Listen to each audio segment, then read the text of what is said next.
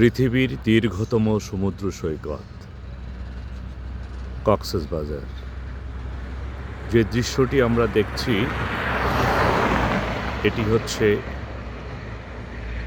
Cox's Bazar Kolatoli sea beach থেকে প্রায় ৫৫ kilometre দক্ষিণে, অনেকটা টেকনাফের কাছাকাছি, এবং এই জায়গাটির নাম জাহাজপড়া সি বিচ। এই যে আমরা সাগর দেখতে পাচ্ছি এবং ছোট ছোট অনেকগুলো নৌকা মাছ শিকার করে তীরে ফিরছে, এবং এই নৌকোগুলোকে এখান থেকে ট্রাক্টরে করে টেনে এই উপরে তোলা হয়, অর্থাৎ শুকনো জায়গায় যে ট্রাকটি দেখতে পাচ্ছি আরেকটি নৌকা আনার জন্য সে জলের কাছে যাচ্ছে। এভাবে এই নৌকোগুলোকে টেনে এই শুকনো জায়গায় রাখা হয় নিরাপত্তার স্বার্থে।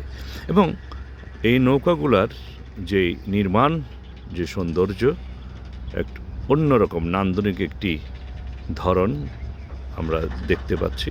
রঙের বাহার তো আছেই, শেপটা আসলে অন্যরকম, চোখের কাছে এক ধরনের মাদকতা তৈরি করে, চমৎকার।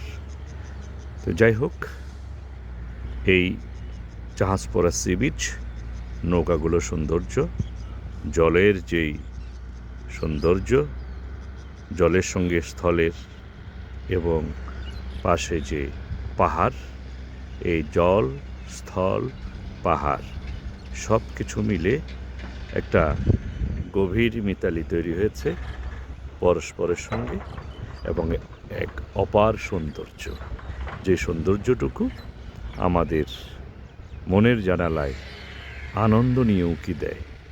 আর তাই তো সেই হাতছানিতে, এই সাগরের বিশালতার হাতছানিতে আমরা ছুটে যাই সাগরের কাছে, পাহাড়ের কাছে, আমাদের মন ছুটে যায়।